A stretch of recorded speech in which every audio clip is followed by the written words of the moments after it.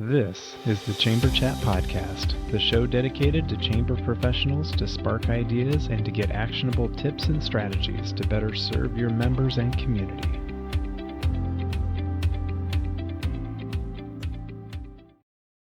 Hello, Chamber Champions. Welcome to Chamber Chat Podcast. I'm your host, Brandon Burton, and here on the show, I introduce you to people and ideas to better help you serve your chamber members and your community. This is a unique episode. It's actually the first episode that I've done an in-person recording, so that I'm excited to do this today. We have Mary Frazior and Renee Earls with us today, and we are at the TCCE, so Texas Chamber of Commerce Executives, CCCE programming in Bryan College Station at Texas A&M today. Mary, why don't you tell everybody who you are, what chamber you're with, and what your role is. Okay, I'm Mary Frazior. I'm president and CEO of the Hearst Julius Bedford Chamber, and we're on the west side of DFW International Airport in the Dallas-Fort Worth area. I'm the president and CEO of the chamber, and I'm chairman of TCCE this year. Very good. And Renee, same question. Well, hello, I'm Renee Earls. I'm with the Odessa Chamber of Commerce in West Texas. I'm the CEO, president there. I also am the chair-elect and Mary's support person for the TCCE. We have a lot of C's. Yes, That's right. It's not a chamber without a lot of C's and alliteration, right? Yeah. So how would you two describe what the CCCE program is in simple terms? So we've thrown out the abbreviation, so you probably need to say what it is. It's a Center for Chamber of Commerce Excellence, and it's basically a 2.5-day program of instruction on the fundamentals of chamber work and also special information that you're not going to get anyplace else because it's at Texas A&M. I am actually a student here this year. I'm in my third year, which is the graduating class. And Mary and I both have our IOM certification, which we got years ago. And I have people ask the difference. And, this is something that TCCE puts on. We're proud to offer this as a program. And it's 2.5 days. It's right here in Texas at this beautiful campus. Also is mainly it's mainly Texas chambers. So you have your colleagues here from the state, and it's always important, for any profession to have professional development for education. You cannot continue to grow unless you are being fed. Yeah. And so it's a great opportunity to just learn the latest and greatest innovation. But I think the most important thing is just the networking and the relationships that you build with the people in your class and the other students, because I can pick up the phone and call Mary and ask for advice on something. I can pick up the phone and call any of my colleagues in Texas. And I promise they are going through or have been through something that I'm experiencing. Yes. So the relationships to me is the most important, and the knowledge that I can take back. Chambers of Commerce are the leaders of their community. So the people that work for a Chamber of Commerce are leaders in their community. And in my book, leaders are learners. And so it doesn't matter what type of education you go to. Why not go to the one that is specifically for chambers of commerce, presidents and CEO and their staff, to learn from others in the business? Yeah. So Renee, I think it was you that mentioned being around Texas peers. Mhm. So the question I had, and I asked you guys before we started recording, for those listening who maybe are outside of Texas, is the CCCE program something that they could consider as well, even if they're in another state? Yes, of course. We'd love to have our colleagues from across the nation in Texas with us. We think Texas is the best, and so we want them to learn from the best. But no, I think it's an opportunity again, especially the surrounding states, because it's very economical. We have Louisiana and Oklahoma and New Mexico that might be able to get here really easily. And, it's great information. And the teachers that we have that are here this week are top notch. It's excellent quality.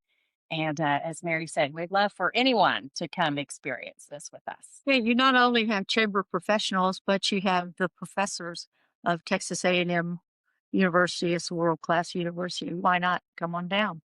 Absolutely. So you guys mentioned that you both have your IOM certification. That's the Institute of Organization Management.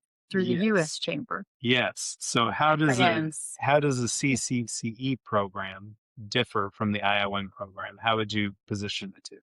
I look at it as a situation where you have a new employee at the chamber and you want to see if they can really be invested in the chamber world because it is a different type of career. So I send an employee through CCCE before I send them to IOM. Yeah, it's a great idea. It's not quite as much of an investment and it's closer to home. So there's Right. less travel and all that.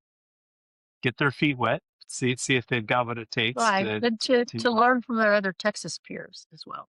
very important. I think they're both important. I think, again, it's oftentimes a financial decision. And again, as Mary said, this really is a stepping stone. And then some people who've done the IOM come to like myself, come to CCCE. It's really wherever you can fit it into your budget and your time commitments. And also in Texas and the location. Yeah, the more chamber professionals you talk to, the better professional you become, I Yeah. believe. Yeah, absolutely. One of you mentioned the importance of continuing education and leaders needing to be learners as well. What's the importance or significance of continuing education today for these leaders? Boy, the world is changing, so the chambers have to change too with the environment in their own community, in their state, and in the world. So if you're not changing, you're standing still, while your members are not, or your potential members are not. So you've got to keep refreshing your mind and always being open to new ideas that maybe they won't work in your chamber today, but maybe they will tomorrow. Yeah, absolutely. Just this morning, one of our speakers talked about how an organization like a chamber can become really irrelevant. And it's important that we continue to grow and every community has a chamber, so every chamber is different. How can yours stand out? And my lesson today from our professor is talking about burnout. You know, chambers are very busy organizations and we're busy people and we're constantly going. But if we're not also growing personally and if we're not reinvesting in ourselves, we're really good at taking care of other people, but we also have to take care of ourselves. And wow, I've learned a lot just in the few hours of having that class. That's important. So, what for a leader who doesn't invest in this sort of training, what could be expected from them if they don't invest in it? If you don't invest in yourself, as Renee said, if you don't invest in learning more about your profession and what can make your chamber the best for your community, I think you're losing out and you're not going to be at that chamber very long. Yeah, I've seen it happen a lot. Yeah. You know, even in our class, I mean, things happen, life happens, people move on to different industries. But I think in the chamber world, we have a lot of longevity. I mean, Mary is a great example. You know, Mary has been in this industry, is it close to 50 years. I mean, that's amazing. Yeah. And especially in an industry where burnout does happen. But Mary continues to feed herself. She continues to learn. And, you know, the industry has changed over the past 5 decades tremendously. Tremendously. That's a whole podcast on its own. Brandon. right. You can have We need to that. schedule that Yes. conversation. Yeah. But she's been successful because she's been able to innovate and understand that she has to learn every day. We all do in order to help not only ourselves and our organization, but for those members who we represent. And Absolutely. our staffs. We have to keep on the cutting edge of things so that we can share that with them and let them grow as well. Yeah. So from your perspective, would you say the CCCE program drives knowledge or transformation? I think it drives both, but I believe knowledge drives transformation. I would agree with her exactly on that. Yeah, very good. Love that answer. So for those watching and listening, what does the CCCE experience look like? So you come here to Texas A&M, beautiful campus. You guys have touched on that a little bit, but what does the overall experience look like? Well, so again, I'm in my 3rd year. You know, you come in your 1st year, you're not really sure what it's about. You're not really sure who's going to be here. And after 3 years, our class has become very close. Again, you know, we work with each other. We have colleagues. We started out with 30, went to about 26, and it's down to about 20 or so. But those are people that I know I can call anytime and ask a question, share an issue, and find support and help. It also allows me to step away from my organization, for 2.5 days to really focus on how I can improve our chamber. And we've talked about that. If you're not learning and improving, you're not going anywhere. If you're stagnant, you won't be relevant. You won't be around. Again, I think it's like any industry, you have to learn the latest and greatest and try to take your chamber to the next level. And I'm benefiting from that personally, certainly, and also professionally. Yeah, I think you really benefit from the knowledge and the experience of other people that you meet here. And it is a classroom environment, like you're going back to school, but yet it's different in that you're comparing notes with other people that have the same problems and opportunities that you do. And even if it's to say, I'm on the right track, 10 chambers of 20 in this room are following the same track that I am. They're having the same experience and having the same results. And I think it's a confirmation, if you will, of I'm on the right track and I'm doing a good job. And we all need that. Absolutely. And I think our industry, particularly, again, we're really good at lifting other people. And we do that each and every day of waving the flag for our community. But we have to be lifted up too. And just today with the class that I was in, it really made me realize that, I have to feed myself and I have to do certain things to improve me so that I can help my organization improve too. That feeds perfect into my next question because you already touched on this, the topic of burnout and speaker earlier today covering that. What other skills or topics have been addressed in the CCE program that you feel are impactful? I think I left out a CCCE program.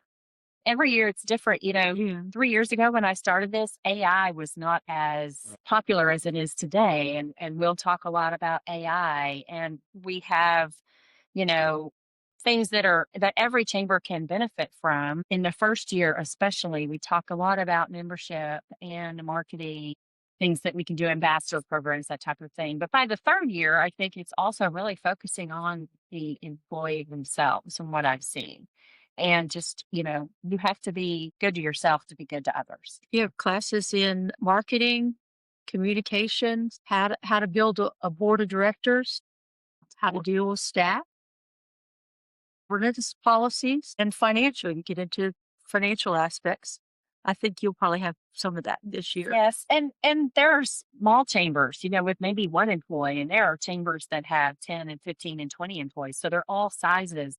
I love the saying in the chamber world, we have a lot of R&D, rip off and duplicate, because there's no reason to reinvent the wheel. If it's working somewhere, and I love that about chamber professionals, we want to lift each other up. We want to see each other do well. And so what Mary is implementing at HEB, I can take back to Odessa and do that in my community and tweak it a bit, but we can both benefit from that. The chamber profession is very shared.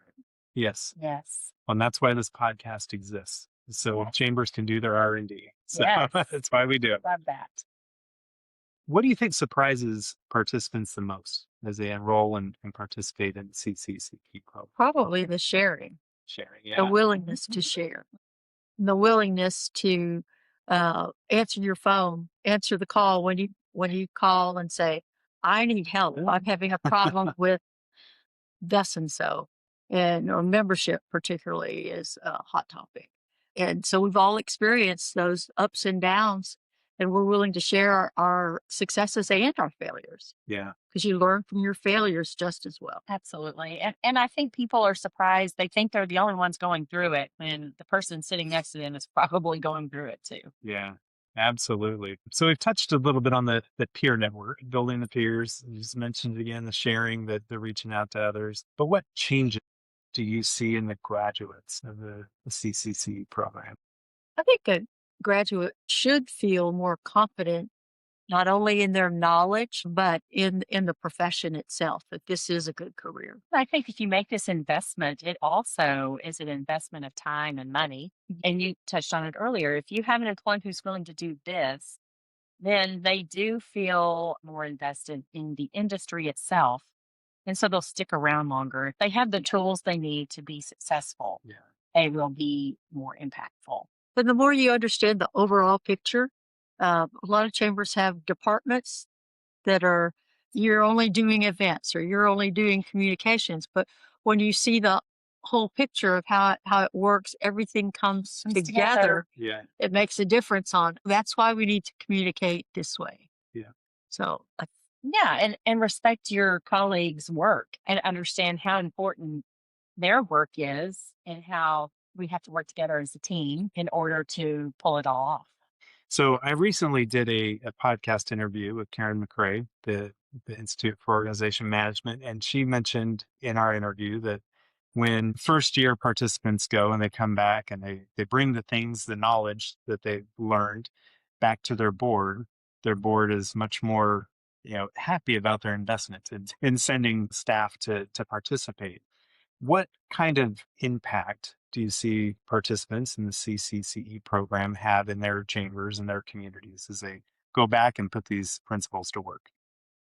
well, I think as you said, as they take things back to their community, their chamber that works, then the board sees the result of sending them for professional development for education. Well, and I think too, I'm a great example. I've gone through this class now. I'll graduate this year, and so I see the benefit of that.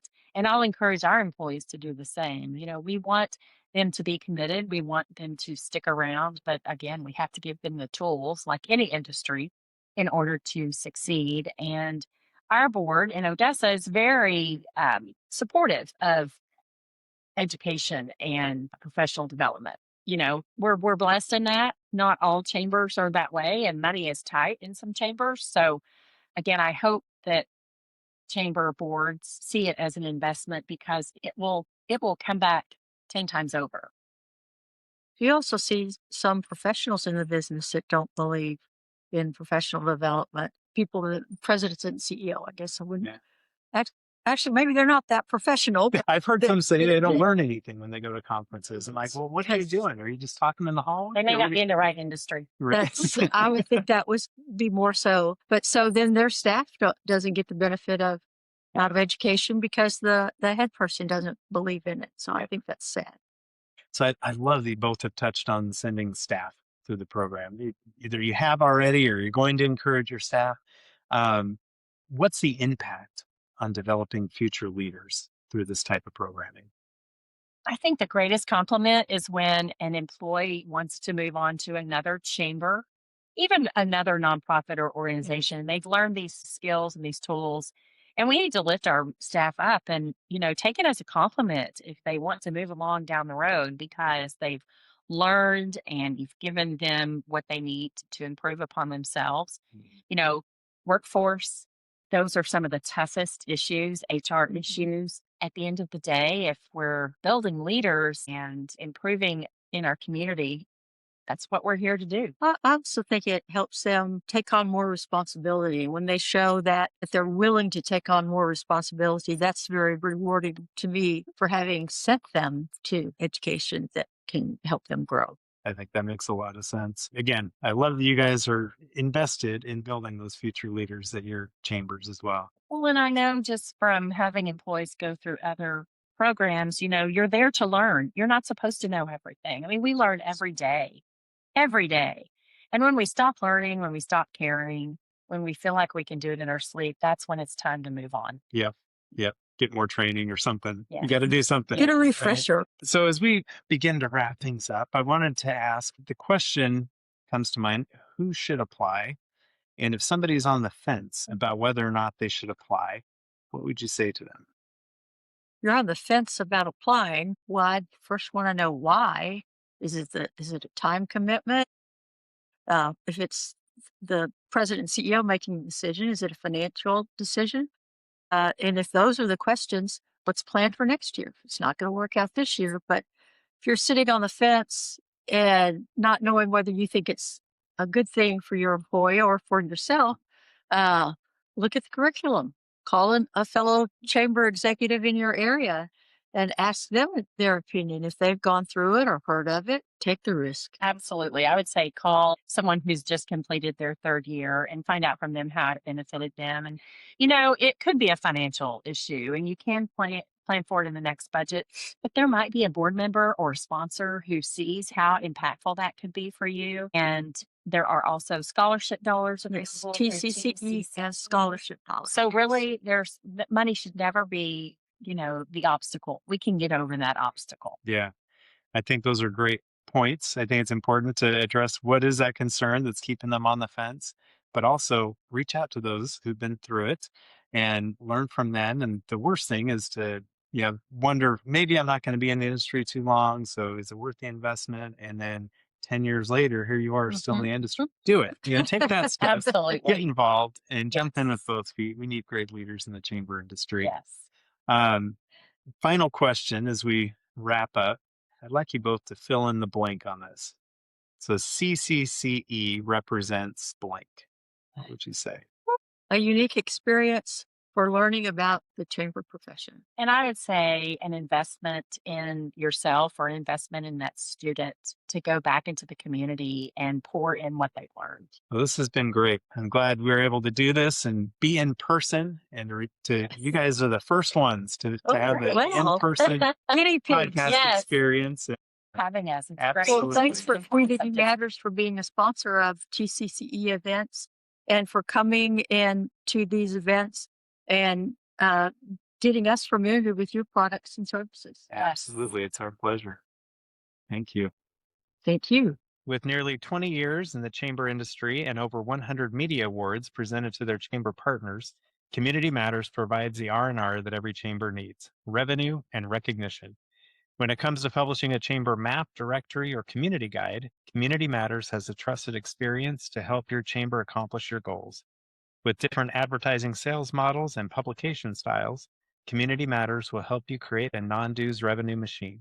Let's hear from Becky Womble, President and CEO of the Bastrop Chamber, to hear about her experience using Community Matters. I've been using Community Matters for probably 6 or 7 years now. And in a previous life, I sold commercial printing. So I can highly recommend Community Matters because it's a complete turnkey job for any busy chamber exec. Basically, you give them a membership list, and from there, they contact your members, and it's no high pressure sales or anything. And it really is a complete turnkey job from start to finish. And it's a wonderful, beautiful printed product whenever you're finished. And I'm very sold on Community Matters. And with a printing background, big endorsement for me. To learn how Community Matters can support your chamber with your next publication, please visit communitymattersinc.com/podcast to request your free media kit and request a proposal to find out what kind of non-dues revenue you can generate. If you are a chamber professional, be sure to subscribe to Chamber Chat Podcast on your favorite podcast app or now on YouTube, so you never miss a new episode. New episodes are released each week and delivered right to you. If you're finding value in the podcast, please take a moment to leave a rating and review on Apple Podcasts, Spotify, or wherever you listen. It really helps others discover the show. And most importantly, share Chamber Chat Podcast with your colleagues in the industry so we can continue to grow and strengthen the chamber community together.